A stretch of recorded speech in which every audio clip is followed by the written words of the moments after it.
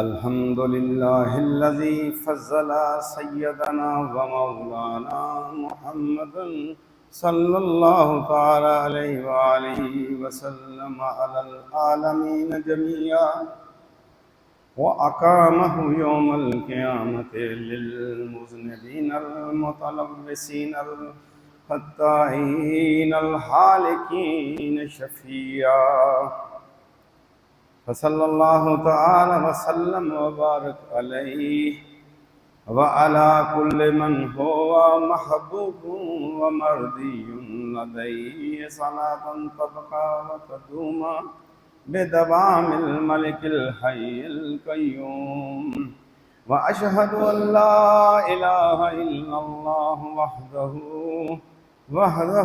لا شريك له وأشهد أن سيدنا ومولانا وشفيعنا محمدا عبده ورسوله بالهدى ودين الحق أرسله صلى الله تعالى عليه وعلى آله وصحبه وبارك وسلم أما بعد فأعوذ بالله من الشيطان الرجيم بسم الله الرحمن الرحيم وأطيعوا الله ورسوله إن كنتم مؤمنين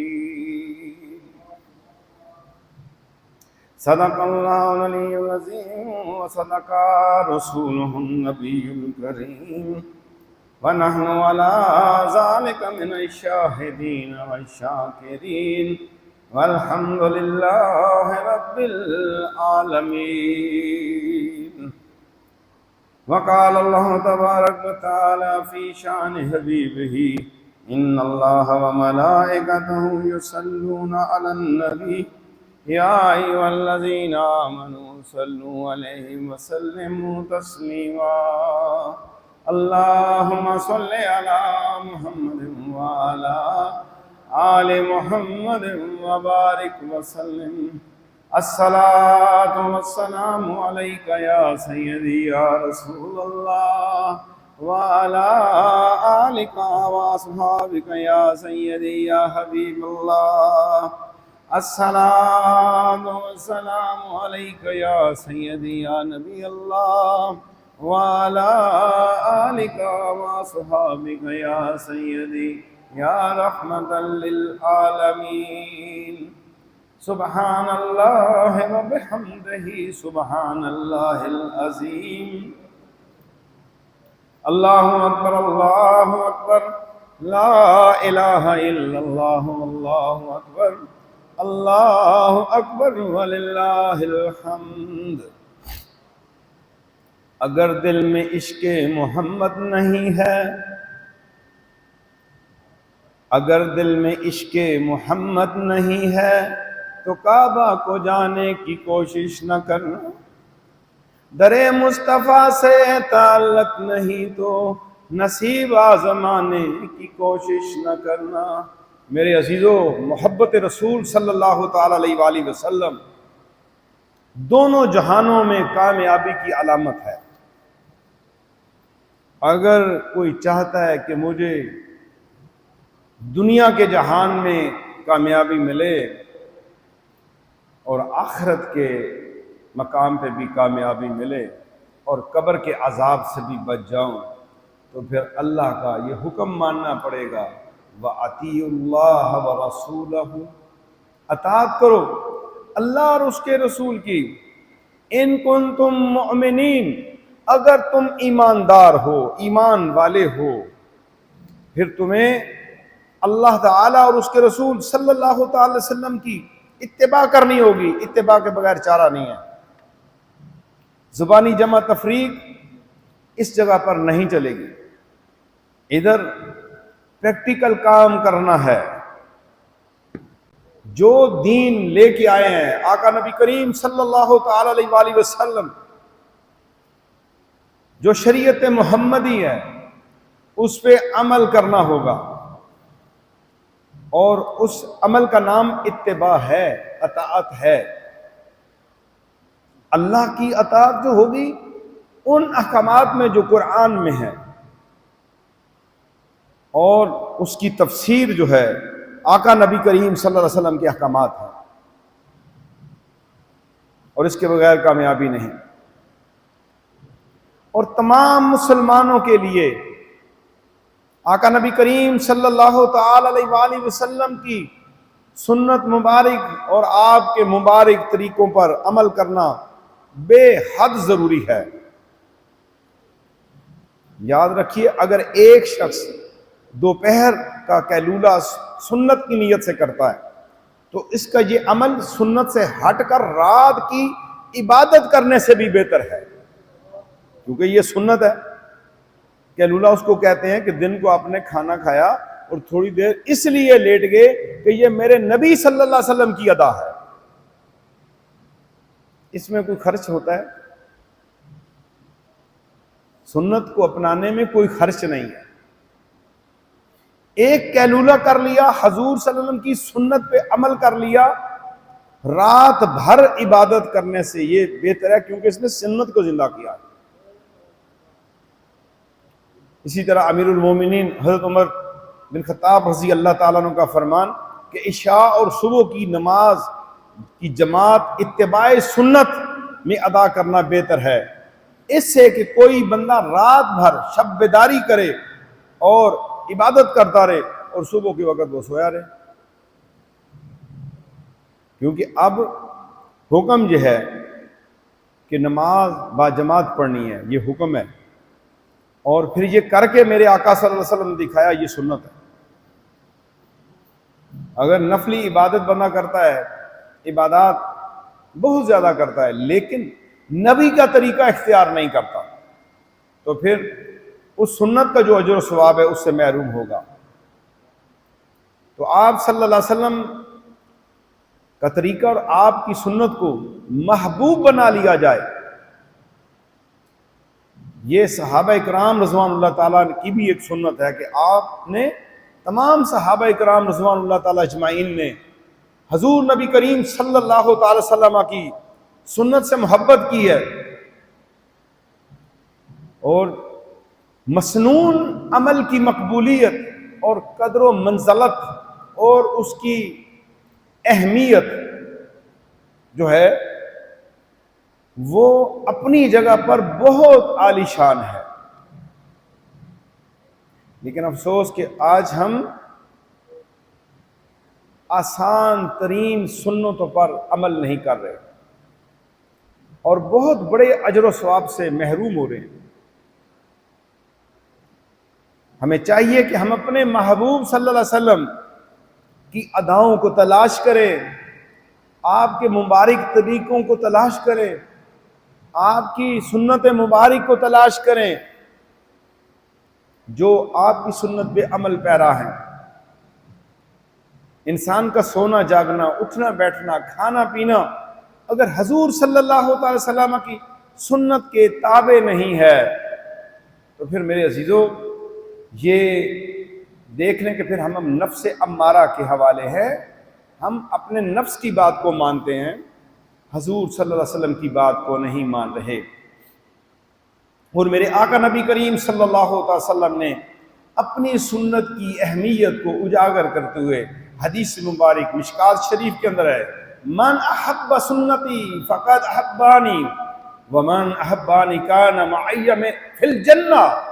میرے آقا صلی اللہ علیہ وسلم ارشاد فرماتے ہیں، جس نے میری سنت سے محبت کی اس نے مجھ سے محبت کی، اور جس نے مجھ سے محبت کی وہ میرے ساتھ جنت میں ہوگا۔ اب داخلہ جنت اور نعمت جنت کا ملنا کیا ہے؟ وہ حضور صلی اللہ تعالی وسلم کی سنت سے محبت ہے۔ جس نے سنت سے محبت کی اس نے حضور صلی اللہ تعالی وسلم سے محبت کی، اور جس نے نبی پاک سے محبت کی تو میرے محبوب فرماتے ہیں اس کا داخلہ جنت میں میرے ساتھ ہوگا۔ تو سنت کی اہمیت کے اوپر بات کر رہا ہوں۔ تو میرے عزیزوں، میرے آقا صلی اللہ علیہ وسلم نے اپنے مبارک طریقے کے متعلق امت کو دعوت دی ہے کہ میرا طریقہ اپنانا ہے، جس طرح میں نے زندگی بسر کی ہے اس طرح تم نے میری سنت پہ عمل کرنا ہے۔ اور میرے آقا صلی اللہ علیہ وسلم کا ارشاد گرامی ہے، من راغب عن سنتی فلیس منی، جس نے میری سنت سے روگردانی کی اس کا مجھ سے کوئی تعلق نہیں۔ جس نے میری سنت کو ہی چھوڑ دیا، آپ کے مبارک طریقے کو چھوڑ دیا کہ آپ بیٹھتے کیسے تھے، آپ چلا کیسے کرتے تھے، آپ سویا کیسے کرتے تھے، آپ کھانا کیسے کھاتے، پانی کیسے پیتے، مسجد میں کیسے داخل ہوتے، باہر کیسے نکلتے، اپنے گھر میں آنا جانا کیسے تھا، ازواج اور بچوں کے ساتھ کیسے رہتے، اپنے دوستوں کے ساتھ کیسے رہتے، کاروبار کس طرح کیا ہے آپ نے، آپ کا اخلاق کیسا تھا، آپ کا بولنا چالنا کیسا تھا، آپ کا تبسم کیسا تھا، آپ کی فکر کیسی تھی، آپ کی سوچ کیسی تھی، آپ کھانے پینے میں کیا پسند کرتے تھے، پہنتے کس طرح کا تھے، آپ کو پوشاک کون سی پسند تھی، لباس کون سا پسند تھا، نکاح کس طرح پسند کرتے تھے کہ کس طرح کی شادی ہونی چاہیے، غمی کی حالت میں آپ کے اوپر کیفیت کیا ہوتی تھی، خوشی کی حالت میں آپ کی کیفیت کیا ہوتی تھی، عیدین کے موقع پہ آپ دن کس طرح گزارتے تھے، آخری حج جو ایک ہی زندگی میں کیا وہ کیسے کیا تھا، اس میں خطبے کے اندر کیا ارشاد فرمایا تھا، کبھی میں اور آپ نے یہ سوچا اور اس کو تلاش کرنے کی کوشش کی ہے؟ ہم پورا دن سوشل میڈیا پہ گزار دیتے ہیں، کئی ناول پڑھنے کے شوقین ناول اور ڈائجسٹ پڑھتے ہیں، دنیا داروں کی لکھی ہوئی کتابیں پڑھتے ہیں، کبھی ہم نے اپنے محبوب صلی اللہ تعالی وسلم کو بھی پڑھا ہے؟ میرے آقا نبی کریم صلی اللہ تعالی وسلم کی سنت اتنی اہم ہے کہ جو اس پہ چل جائے گا وہ کامیاب ہوگا، اور جو اس کو چھوڑ دے گا وہ ہلاکت میں پڑ جائے گا۔ اور میرے آقا نبی کریم صلی اللہ تعالی وسلم کا فرمان ہے، من تمسک بسنتی عند فساد امتی فلہ اجر مئات شہیدہ۔ میرے آقا نبی کریم صلی اللہ علیہ وسلم کی حدیث مشکات شریف میں موجود ہے کہ فساد امت کے وقت جو شخص میری سنت پر عمل کرے گا اسے 100 شہیدوں کا ثواب عطا ہوگا، 100 شہیدوں کا ثواب عطا ہوگا۔ جو فساد، یہ جو زمانہ ہے نا، یہ فساد کا زمانہ، اس کی نشاندہی کی ہے، فساد امت کے وقت میری سنت کو اپنا لیں اور دنیا کے پیچھے نہ پڑیں، دنیا کے پیچھے نہ جائیں جب فساد کا زمانہ ہوگا، فتنے پھوٹ پڑیں گے، دین کے اصل چہرے کو تبدیل کرنے کی کوشش کی جائے گی، سنت سے دور لوگ بھاگ رہے ہوں گے اور دنیا کی طلب ہوگی، گھر بن جائے، مکان بن جائے، پلاٹ خرید لوں، گاڑی مل جائے، موٹر سائیکل مل جائے، پیسہ دولت کی جو ہے نا شور مچی ہوگی۔ آج آپ دیکھ لیں ہر بندہ صبح اسی فکر میں نکلتا ہے کہ بس میں نے کمانا ہے، اسے وہ کوئی فکر نہیں ہے کہ میں نے اللہ کو راضی کرنا ہے۔ اس زمانے کے بارے میرے آقا نے فرمایا، جو اس زمانے میں میرا امتی میری سنت کو زندہ کرے گا اسے 100 شہیدوں کا اجر و ثواب ملے گا۔ میرے عزیزو، قرآن مجید کی نص قطعی سے بھی ثابت ہے کہ حضور سید الکونین صلی اللہ علیہ وسلم کی اتباع انسان کو اللہ تعالیٰ کا محبوب اور پسندیدہ بندہ بنا دیتی ہے، اس انسان کو اللہ کا محبوب بنا دیتی ہے۔ حضور کی اتباع، حضور کی سنت پہ چلنا، حضور سے محبت کرنا انسان کو اللہ کا محبوب ترین بندہ بنا دیتی ہے، پسندیدہ بندہ بنا دیتی ہے، اور اللہ اس سے محبت کرنا شروع کر دیتا ہے۔ فَاتَّبِعُونِی یُحْبِبْکُمُ اللَّہ۔ سورہ آل عمران میں اللہ نے اعلان کر دیا ہے، پارہ نمبر 3 آیت نمبر 31 کے اندر اللہ نے اعلان کر دیا ہے، میرے نبی کی سنت، میرے نبی کی پیروی کرنے والوں، تمہیں اللہ اپنا محبوب بنا لے گا، اللہ تم سے محبت کرے گا۔ تو میرے عزیزوں، اللہ کے محبوب صلی اللہ علیہ وسلم کی جو سنت مبارک ہے، آپ کی اداؤں کے اوپر بات کریں تو پھر ایک ایک مبارک طریقہ اتنا اہم ہے، اتنا اہمیت رکھتا ہے۔ آج کے بعد ہم ایک ایک سنت کو سیکھنا شروع کر دیں، پھر انشاءاللہ کامیابی ہے۔ چند آپ کے مبارک طریقے آپ کے سامنے بیان کر رہا ہوں، آپ ان پہ عمل شروع کر دیں، 100 شہید کا اجر و ثواب ملے گا۔ 100 شہید کا اجر و ثواب ہے کہ میرے آقا نبی کریم صلی اللہ علیہ وسلم جو ایک عمل فرماتے ہیں، اس ایک عمل، ایک سنت کو میں بیان کرنے لگا ہوں، اور اس میں چند سنتیں اور بھی بیان کروں گا۔ پانی تو ہم روز پیتے ہیں، یہ پانی ہم روز پیتے ہیں اور بہت زیادہ پیتے ہیں، گرمیوں میں اور زیادہ۔ اس ایک نعمت کا ہم اللہ کا شکر ادا نہیں کر سکتے، اس پانی کا شکر ادا نہیں کر سکتے جس مالک نے یہ پانی ہمیں دیا ہے۔ آج کل تو ڈاکٹر اور حکیم ہر مریض کو یہی کہہ رہے ہیں، بس پانی پیو، پانی کثرت سے پیو۔ کثرت سے پانی پینے والا بیماریوں سے محفوظ ہو جاتا ہے۔ آپ جو ہے پانی کثرت سے پئیں گے، سوائے وہ مریض جن کے ڈائلیسس ہو رہے ہیں اور ڈاکٹر نے منع کر دیا ہے پانی نہیں پینا، وہ علاج ہے، لیکن تندرست و توانا یہ پانی زیادہ پیا کریں، یہ اللہ کی نعمت ہے، اس کی حمد بیان کیا کریں۔ لیکن یہ پانی اللہ کے محبوب صلی اللہ علیہ وسلم نے پیا ہے، کوشش کریں کہ آپ اس سنت کو زندہ کریں، اس کو آباد کریں۔ جتنی دفعہ پانی پئیں گے 100 شہید کا اجر و ثواب لے لیں گے، پیاس بھی بجھ جائے گی، اللہ بھی راضی ہو جائے گا، اور مدینے والے کی سنت بھی ادا ہو جائے گی۔ میں آپ کو طریقہ بتا رہا ہوں، دائیں ہاتھ میں پکڑیں، بسم اللہ الرحمن الرحیم پڑھیں، 3 سانسوں میں پئیں، اور آخر میں کہہ دیں الحمدللہ۔ اور اس کے اندر کتنی سنتیں، اچھا پھر اس کو دیکھ بھی لیں، کتنی سنتیں؟ دائیں ہاتھ میں پکڑنا ایک سنت، پانی کو دیکھنا کہ اس میں کوئی کیڑا مکوڑا تنکا تو نہیں ہے، دوسری سنت۔ تیسری سنت ہے کہ آپ بسم اللہ الرحمن الرحیم پڑھتے ہیں، پھر چوتھی سنت ہے ایک سانس پڑھ کے پیچھے ہٹا لیتے ہیں، پھر 5ویں سنت ہے دوسری دفعہ پی کے ہٹا لیتے ہیں، پھر چھٹی تیسری دفعہ پی کے ہٹا لیتے ہیں، اور 7ویں سنت ہے الحمدللہ کہنا۔ 7 سنتیں ایک پانی کے گلاس میں۔ مفت کا سودا ہے یا نہیں پیارو؟ ہے یا نہیں حافظ صاحب؟ مفت کا سودا ہے، لوٹ سیل لگی ہوئی ہے، قرب قیامت ہے، میرے نبی کا اعلان ہے، اس فساد کے زمانے میں جو میری سنت کو زندہ کرے گا تو اللہ اسے 100 شہیدوں کا اجر و ثواب دے گا۔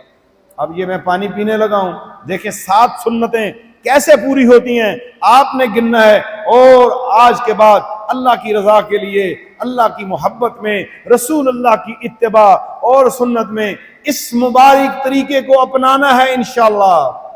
بسم اللہ الرحمن الرحیم۔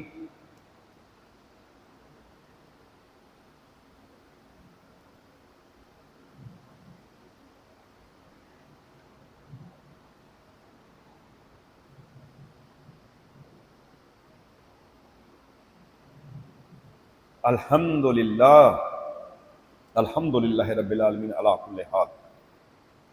اب میں نے آپ کے سامنے یہ ایک پانی پیا اور اپنے محبوب کی سنت کو آپ کے سامنے ظاہر کیا۔ اس کے سائنسی اور میڈیکلی فائدے الگ ہیں۔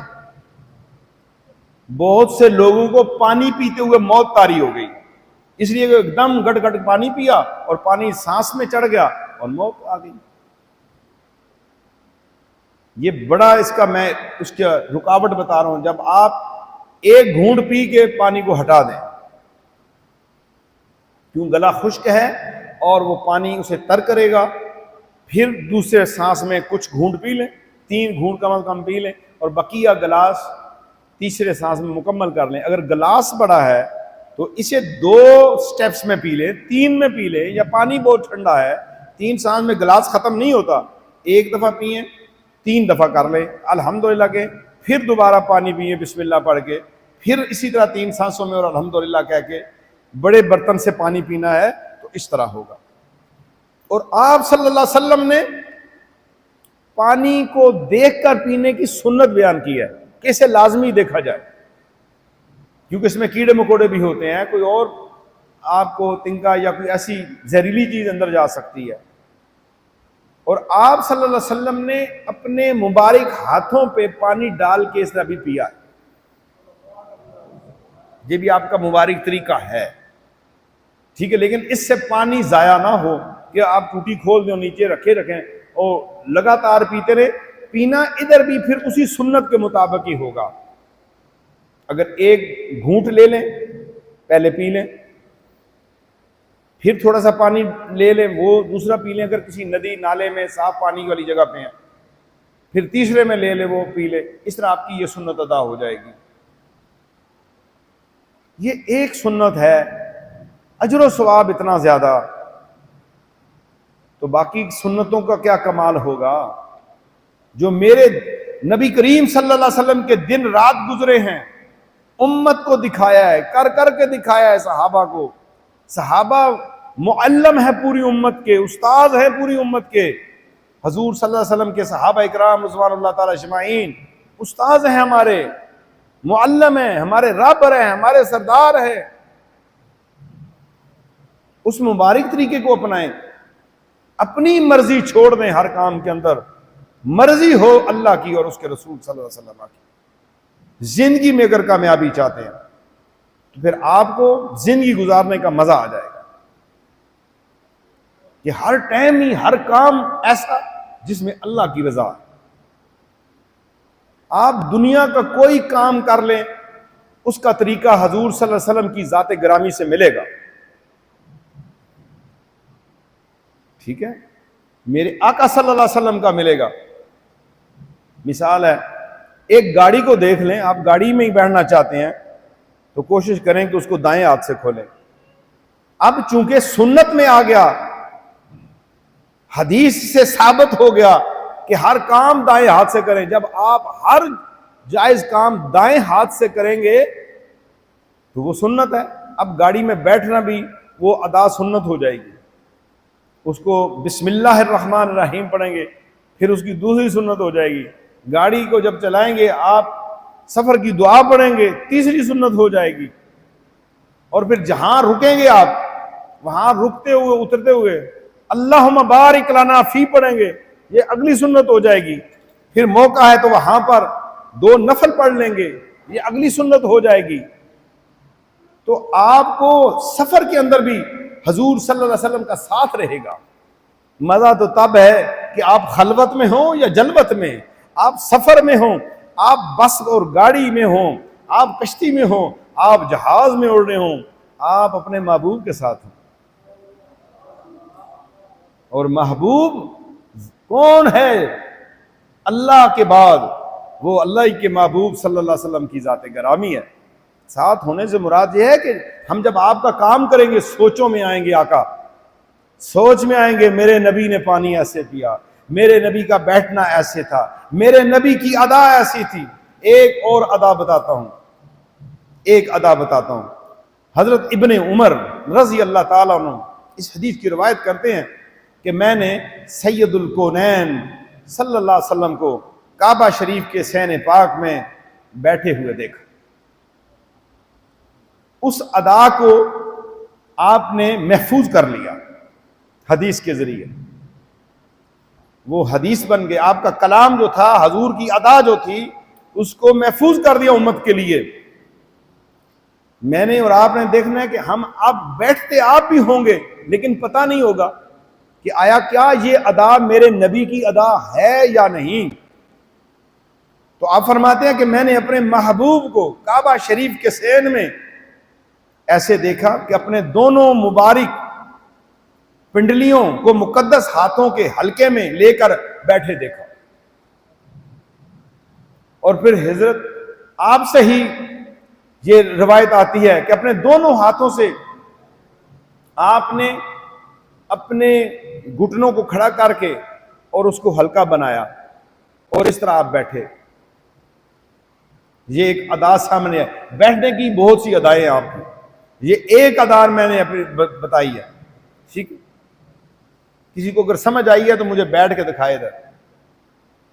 آئی ہے سمجھ؟ بتاؤ. ہلکا بنا کے ادھر بیٹھو نا، ذرا پتہ چلے کیسے ادا ہے.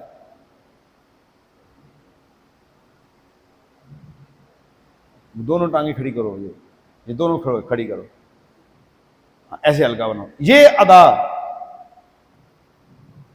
مدینہ منورہ میں جا کے بیت اللہ شریف میں ایک دفعہ ضرور اس طرح بیٹھتا ہوں. یہ ایک ادا بھی سامنے آئی ہے. 100 شہید کا ثواب ہے اگر آپ اس لیے اس طرح بیٹھیں کہ میرے نبی اس طرح بیٹھے ہیں. مزہ آ جائے گا یا نہیں؟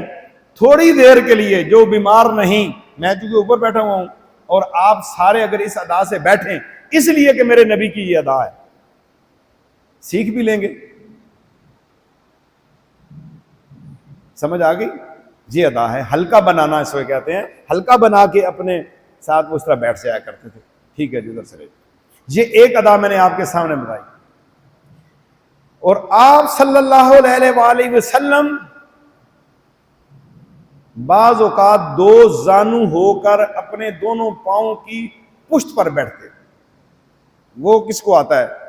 میری کوئی بات سمجھ گئے؟ اگر آپ سمجھ گئے ہیں تو ذرا بیٹھ کے دکھائیں. اپنے 2 زانو ہو کر اپنے دونوں پاؤں کی پشت پر بیٹھتے تھے سامنے آ کے.